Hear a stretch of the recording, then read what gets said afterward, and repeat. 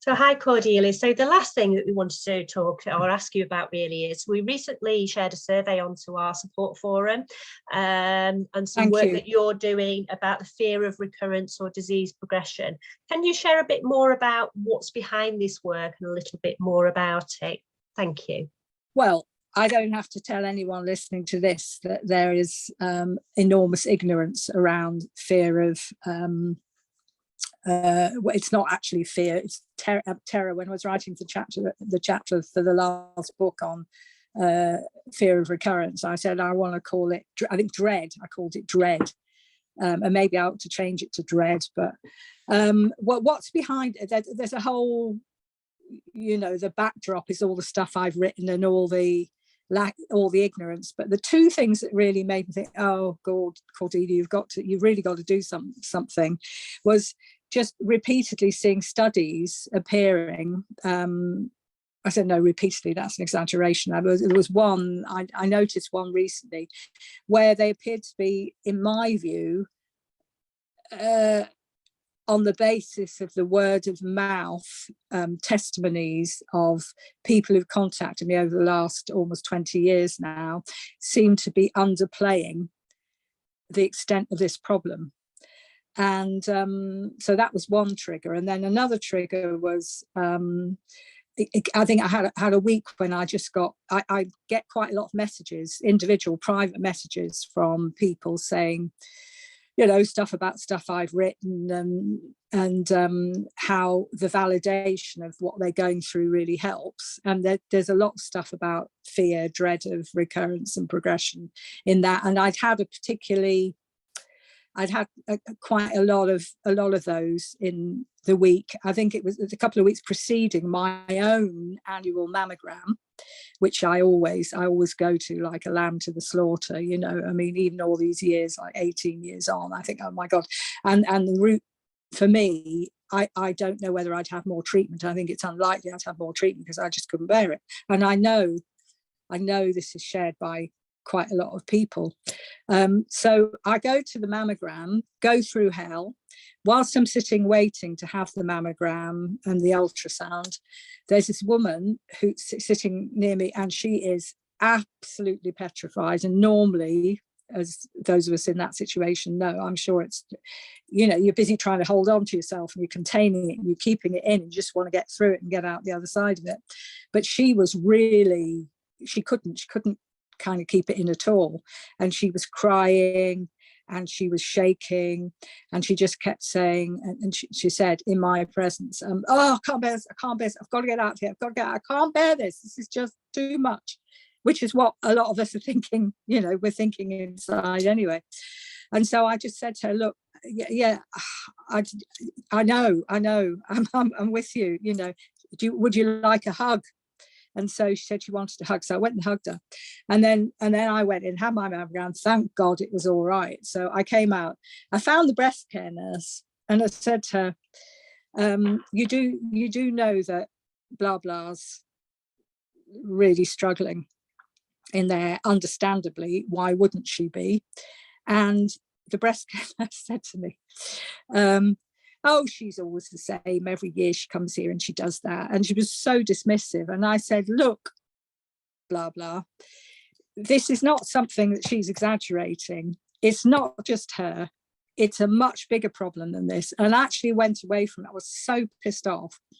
And that was the thing that really, I just thought, I've got to do something. So that's when I got this little questionnaire together, really, just to see whether I would get back similar results to the ones that I read about in the studies.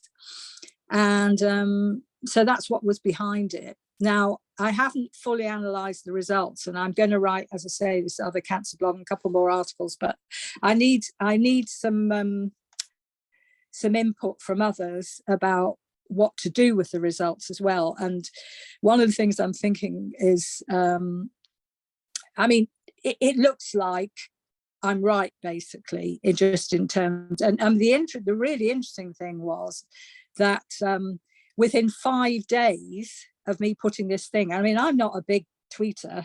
I have I think now I've got about 500. I mean, that's nothing, as we know, compared.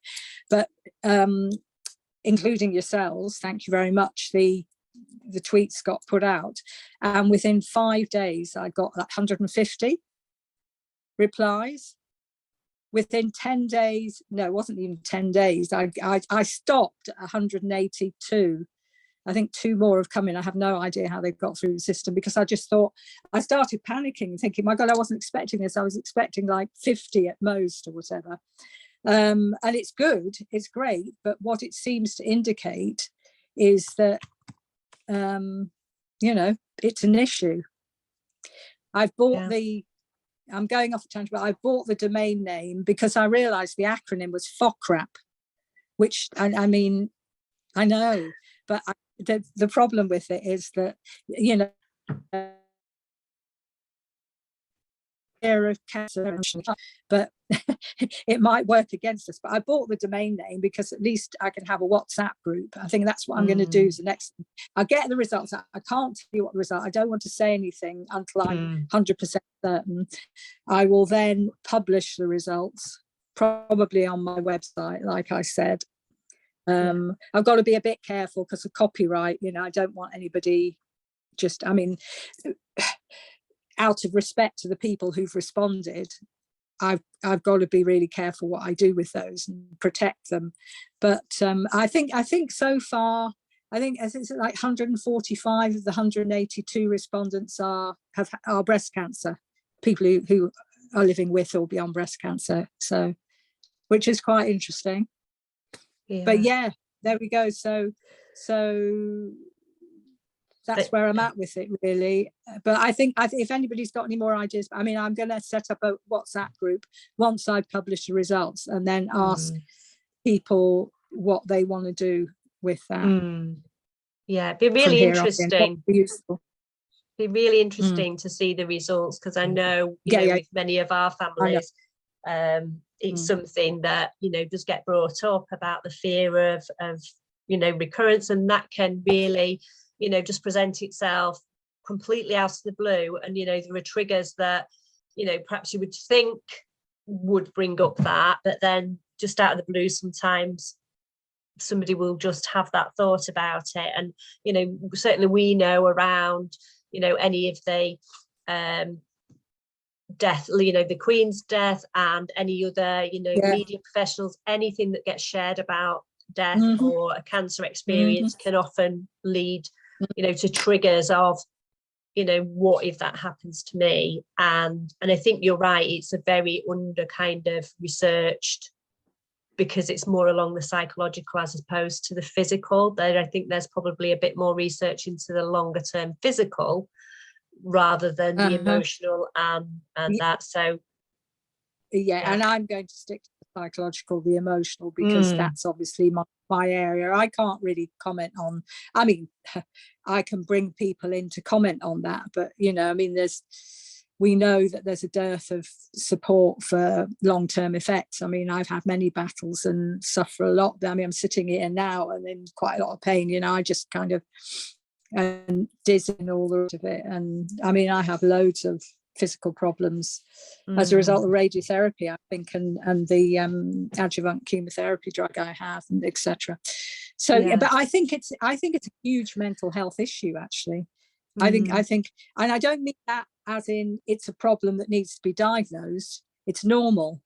I think it's very, very normal. Why wouldn't you have a lot of fear, terror, dread of cancer recurrence and progression?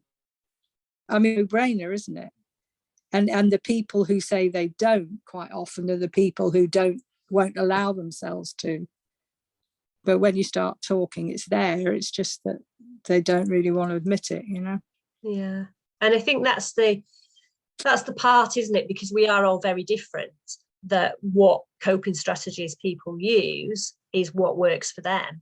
But I think, you know, you're right in that, you know, there's not a great lot of information support out there, you know, places for people to go to talk about, this is a fear. Yes, it might never happen, but that nevertheless you know, the fear is still there, and it's a very real fear, and how that can be, I guess, supported. I mean, you know, it's a tricky one. I don't want to judge I don't want anyone to feel judged, whether, if some people are walking around not frightened of recurrence and spread, you know, I mean, good. That's a good thing, you know. I mean, it's a different, I mean, I think I was thinking about that the other day. I mean, you can pull the so-called experts in, such as they are. I mean, it's difficult to know where to get people, really. This is the problem that I'm up against a lot of the time.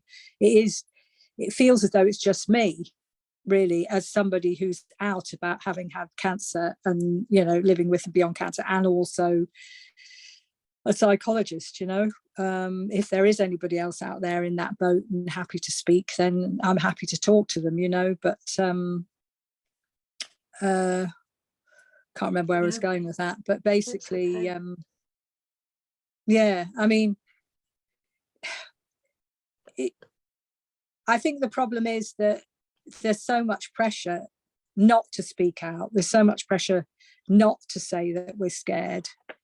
There's a whole history of, within the medical profession, within the psychology profession, mental health, amongst mental health professionals, in society at large, that goes, you just get over it as best you can and you move on and stop going on about it, you know, because there are other people worse off than you. And, you know, there are so many people, it seems to me, who are so resilient, actually. I mean, that's the thing I was going to say, is that I do hope that one of the reasons for maybe setting up a WhatsApp group is to I mean, see, I think there is a commonality of experience. I don't think we are all I mean, obviously we are all different, but I do think that a lot of us are going through the same kind of thing.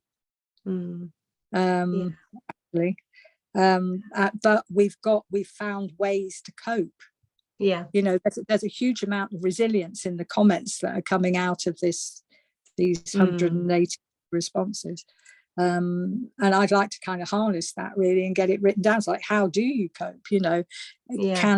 Can other people learn from this? And they probably can, you know, because we look to the experts, but actually there aren't that many experts when it comes down to it.